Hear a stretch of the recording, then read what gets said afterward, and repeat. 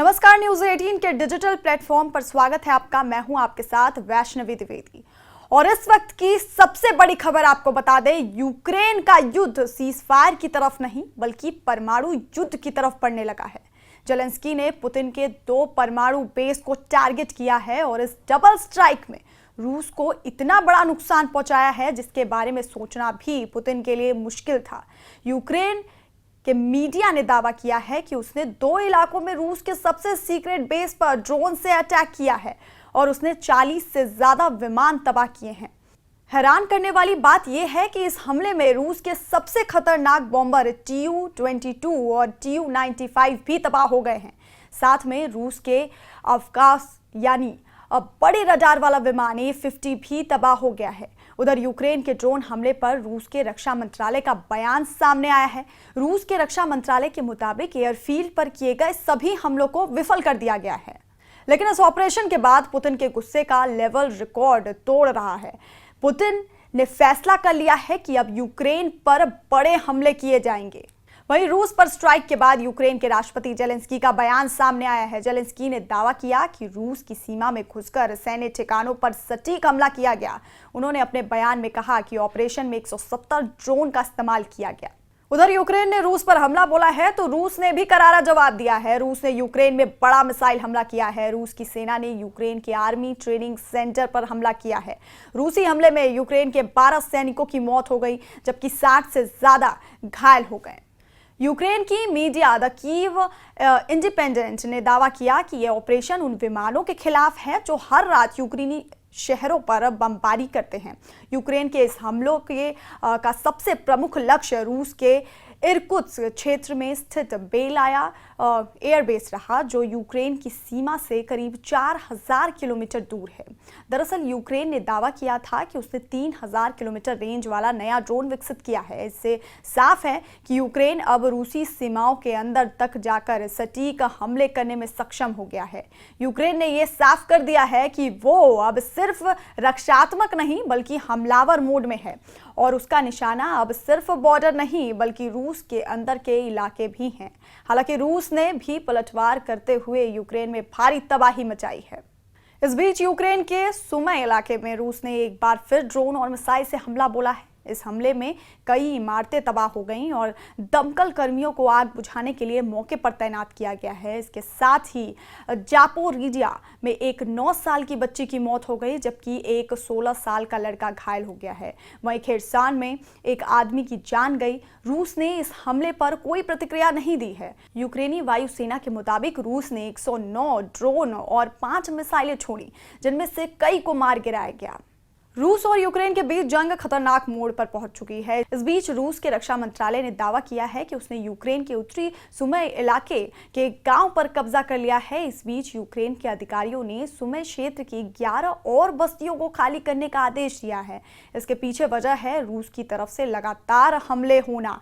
माना जा रहा है कि रूस सुमी की सीमाओं पर दबाव बनाकर यूक्रेनी सेनाओं को पीछे हटने पर मजबूर कर रहा है।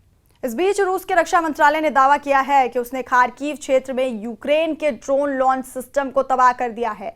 इस्कंदर-M मिसाइल का इस्तेमाल किया गया जो बेहद सटीक मानी जाती है। रूस के रक्षा मंत्रालय के मुताबिक कुल 6 ड्रोन लॉन्चर और लगभग 30 UAV यानी अनमैन्ड एरियल व्हीकल्स को पूरी तरह तबाह कर दिया गया है।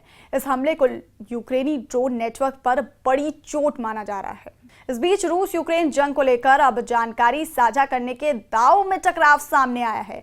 एक तरफ रूसी मीडिया का कहना है कि यूक्रेन ने अमेरिका को रूस पर ड्रोन हमले से पहले जानकारी दी थी, वहीं दूसरी ओर यूक्रेनी अधिकारी ने इस दावे से साफ इंकार किया है।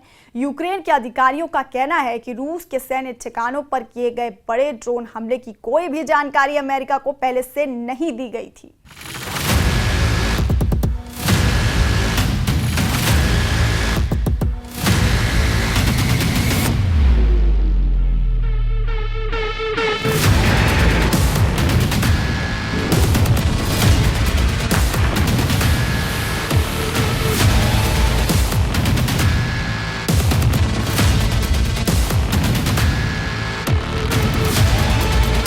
इन तस्वीरों ने पुतिन को दहला दिया है। ये रूस पर अब तक का सबसे बड़ा हमला है। इस वीडियो ने बता दिया है कि जेलेंस्की हार मानने नहीं जा रहे। इस वीडियो ने पुतिन की सेना का गुरूर तोड़ दिया है, क्योंकि जेलेंस्की की ड्रोन फोर्स ने पुतिन के परमाणु एयरबेस पर हमला किया है। ऐसा बेस जो यूक्रेन से 4000 किलोमीटर दूर है। पुतिन तक भी ये वीडियो पहुंचा है। टारगेट बनाए गए हैं इरकुत्स्क और मरमंस्क में रूस के एयरबेस। दावा है कि ड्रोन अटैक के जरिए 40 से ज्यादा विमान तबाह कर दिए गए। तबाह हुए विमानों में टुपोलोव 95 और टुपोलोव 22 परमाणु बम वर्षक शामिल है। ये दोनों लॉन्ग रेंज तक परमाणु बम की बारिश कर सकते हैं और यूक्रेन पर इन विमानों से कई बार हमले किए गए हैं। इस वीडियो को देखकर रूस की एयरफोर्स भी डर गई, क्योंकि उसके सबसे खतरनाक बॉम्बर विमानों को जेलेंस्की के स्पेशल मिशन में जला दिया गया है। पुतिन अब बहुत खतरनाक बदला लेंगे, इसकी पूरी गारंटी है। उनका पहला टारगेट यूक्रेन के 3 शहर बन सकते हैं, जिसमें पहले के खिलाफ ऑपरेशन शुरू हो गया है।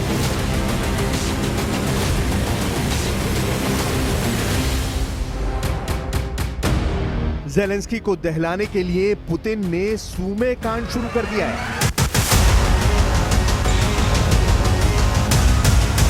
सूमे यानी वो शहर जो रूस के बॉर्डर से लगा है, और यहाँ पर पुतिन अब जेलेंस्की की फौज को ऐसी सजा देने जा रहे हैं जिसकी उम्मीद जेलेंस्की को भी है।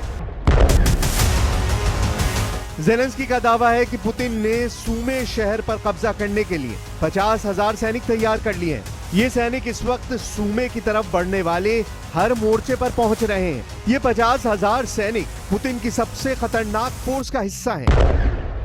यही पुतिन के सूमे कांड की शुरुआत कही जा रही है, जिसमें जेलेंस्की को जकड़े जाने की पूरी तैयारी है। ये पुतिन का मिशन एनाकोंडा है, जिसमें यूक्रेन को फंसाने के लिए पुतिन ने जाल डाल दिया है। पुतिन को जवाब देने के लिए जेलेंस्की ने क्या किया है, वो पुतिन के होश उड़ा सकता है, और मुमकिन है कि पुतिन के होश उड़ भी चुके हों।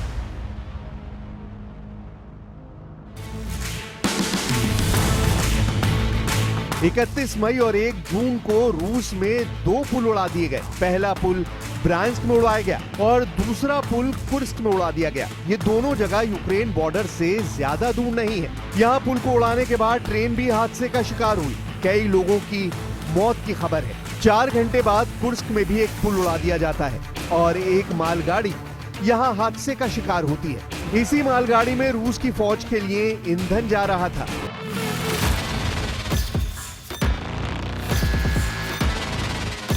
पुतिन को कमजोर करने के लिए जेलेंस्की जो लड़ाई लड़ रहे हैं, वो पुतिन बहुत पहले जीत चुके हैं।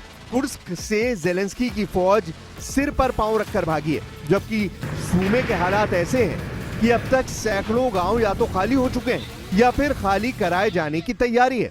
करीब 60,000 लोगों को मई के दौरान ही सूमे से हटा लिया गया है। पुतिन ने यूक्रेन को पूरी तरह रौंदने का फाइनल फैसला कर लिया है, क्योंकि अब सीधा सीधा राजधानी कीव पुतिन के टारगेट पर आने वाली है। इसका इशारा पुतिन की नई रणनीति से पता चला है।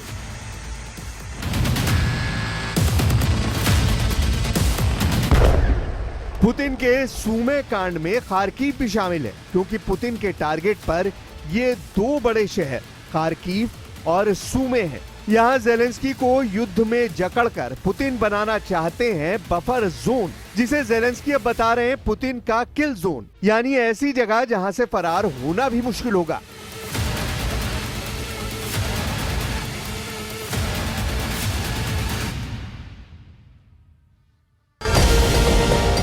पुतिन बता चुके हैं कि यूक्रेन के कई फायरिंग पॉइंट यानी कई मोर्चों पर ताबड़तोड़ हमले किए जा रहे हैं।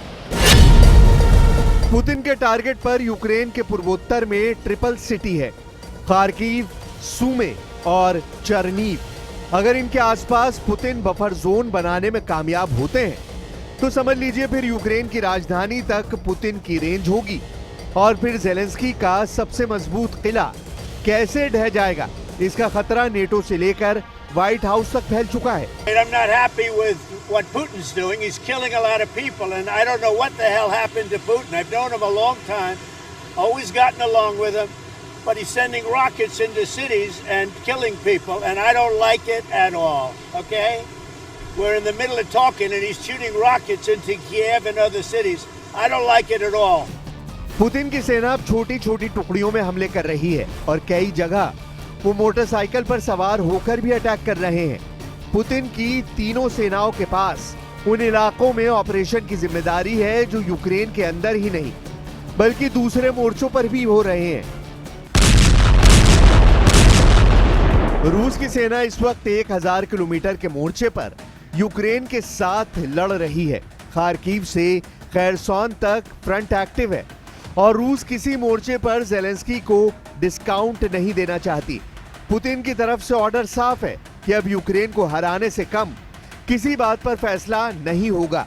ये बात ज़ेलेंस्की को भी अच्छी तरह मालूम है, लेकिन सूमे और खार्किव का मोर्चा कब ढह जाएगा इसका डर यूक्रेन की मिलिट्री लीडरशिप में ऊपर तक फैला हुआ है। ज़ेलेंस्की को घेरने के लिए रूस ने 1.5 लाख सैनिक तैनात करने की तैयारी कर ली है। ये खबर यूक्रेन के सूत्रों से पता चली है। इनमें 15 इन्फेंट्री डिवीजन है। एक डिवीजन में 10,000 सैनिक होते हैं। अगर ऐसा हो रहा है तो साफ है कि पुतिन सीज फायर नहीं, अब यूक्रेन पर डबल फायर करना चाहते हैं।